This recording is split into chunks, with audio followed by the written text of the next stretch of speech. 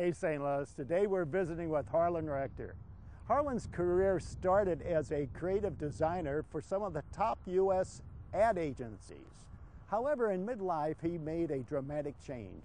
He went from the art table to voiceovers.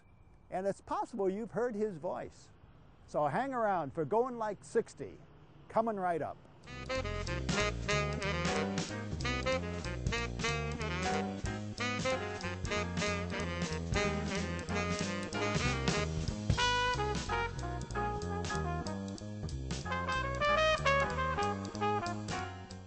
Harlan, let's start with that famous St. Louis question. Where did you go to high school? Cleveland High School, Cleveland Dutchman. That's right, everybody in St. Louis has to have gone to somewhere. Graduated January 1952. My wife graduated in June 52. And we've been Dutchmen all our lives. Harlan, did your family encourage your artistic talents? Oh, yeah, sort of. My mother did, but most of the people didn't really.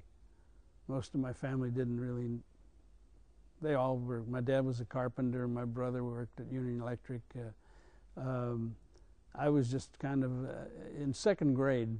I can remember very, very vividly the teacher asking us all what we wanted to be when we grew up, and there were firemen in the room, and everybody else wanted to be something else.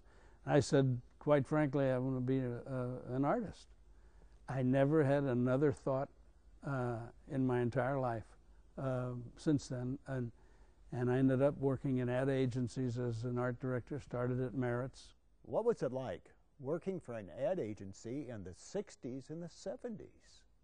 Oh, it was great because we did everything because we knew it was going to work. We just had an inherent ability to create something and then see it run, and it actually worked. It was before there were a lot of test markets. It was before there were a lot of focus panels for creative ideas. It was before a lot of legal stuff got into advertising, and advertising usually did a really good job of policing itself. But later on, and today, of course, it's totally different. Harlan, how did you make the move from a drawing board to a voiceover talent? Well, that was a fluke, a happy accident. A friend of mine and I were a creative team. He was a writer and I was an art director, and we were doing a campaign for Honda motorcycles, and in the campaign was a radio commercial, but rather than just give the client a script, we thought we would give him a little demo tape of what the commercial was going to sound like. And we didn't have any money to pay for an announcer, so I said I would do that. We went into a studio, and I announced the commercial, and the top voiceover woman in LA happened to be in the studio. This was in Los Angeles. And she heard what I was doing and encouraged me to come to her voice workshop.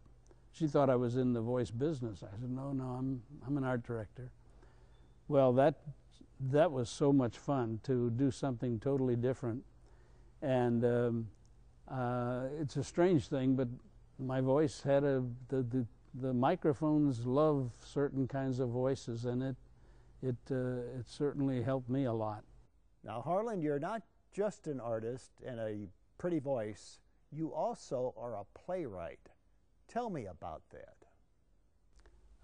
So I started writing, and I'm not a writer, but God just inspired me to do this, and so I wrote song after song to be sung by people who were close to Jesus during his ministry on earth, and I didn't know why I was doing it. I really didn't until I got about 14 songs written, the lyrics only. I thought, well, this could be a musical. So I started writing the story or the book for the musical. And then I kept writing more songs. And when I was done, I had about 20 songs written. And then I finished the story, and a friend encouraged me to send it to Andrew Lloyd Webber because he's a musician. Well, I thought, this is crazy, you know. But I did it anyway. And he actually answered me and wished me well, but he said he was out in L.A. producing the Phantom movie and he didn't have time for anything else. So, but I lucked into a friend that suggested a composer in Nashville who read all the lyrics and said, I love these words and I'd like to write all your music. And he did. It was great. A.D. the musical is kind of interesting because it starts in heaven, and it's Isaiah, the Old Testament prophet, is there. Of course, he's been there 2,700 years, and Gabriel wants to send him down to earth. God wants to do that, but Gabriel is his right-hand man. To tell the story of Jesus' love, that how he expressed his love when he was here for 3 years in his ministry on earth. And Isaiah is very reluctant to do that. And he sings a song called Status Quo, and one of the lines is, to be perfectly clear, it's like heaven up here. I don't want to go down to earth. So it has a lot of humor in it, the show does. This is the 8th year I've been working on it. And it ran in 2010, in the summer of 2010, at a theater down near Branson for 18 performances. That's the first time it was ever produced. And the second time is now here at the Ivory Theater, this beautiful theater in St. Louis. And I'm happy for that. Harlan, how do you keep your energy and your pep? Any suggestions for the Going Like 60 crowd? I don't know. I have to think about that. I guess one of the reasons God picked me to do this, and for a long time I didn't understand why, is because he knows I'm tenacious and I just don't give up on things. And whenever I have something to do, I jump in and I just go full force until it's done. And it's a constant kind of a problem to all my friends and I guess especially my family. But that's just the way I work. I can't stand to have something not done. Sum up your feelings on turning 60, 70, almost 80. I just turned 77, and I don't see any reason to even stop. My wife says, oh, we ought to move to a retirement place where, you know, I don't want to do that.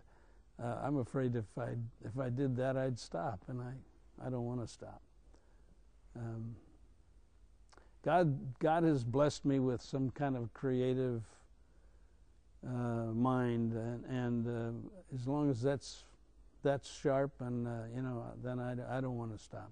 What advice do you have for the college and university students, for the baby boomers, for those folks who might be just on the rim of 65?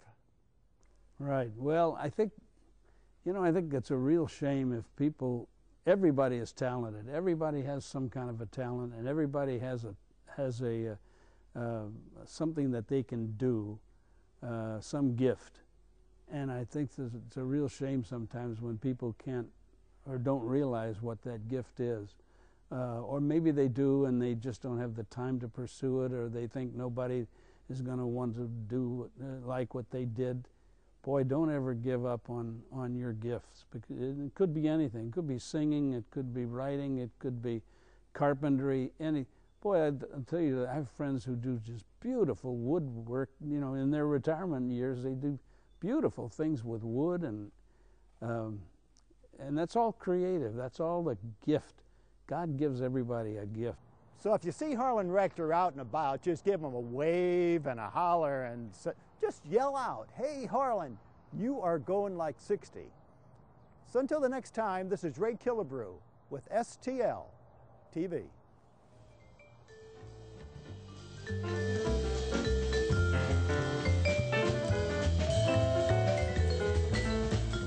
Going Like 60 interviews are brought to your home viewing through the generous sponsorship contributions of the maker of Terrell Ant Control Products and Sweeney's Mold Control Products.